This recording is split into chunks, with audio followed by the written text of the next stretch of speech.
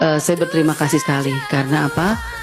Yang Bapak Ibu ungkapkan itu adalah jeritan hati saya sebetulnya selama ini yang ada di Komisi Pendidikan, bahwa apa yang dikatakan oleh Bapak Presiden Prabowo itu benar. Jangan kita bangga melihat data statistik bahwa semua oke, padahal di daerah itu sangat bertolak belakang. Dan itu yang saya rasakan, ini membuat saya semakin semangat. Terima kasih Bapak Ibu untuk masukannya, dan mungkin Bapak untuk pimpinan. Kita berhadapan dengan anggaran pendidikan yang cukup besar.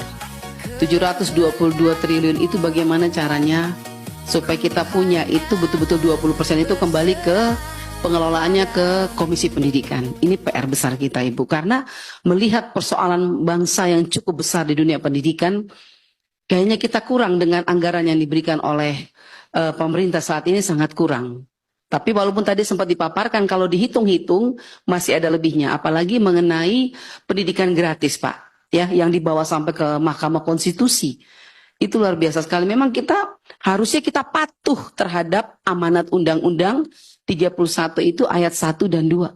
Bahwa pendidikan dasar harusnya semua, baik negeri maupun swasta. Saya setuju itu, Pak. Tetapi kalau dihitung ternyata masih ada lebih. Nah, makanya ini kita perlu hitungan yang cermat, Ibu Pimpinan, dan kalau memang itu kita kekurangan anggaran, bagaimana caranya kita minta penambahan anggaran oleh pemerintah. Karena sebetulnya kita kembali lagi ke amanat konstitusi bahwa kita harusnya 20% itu harusnya ada di komisi kita, Komisi Pendidikan.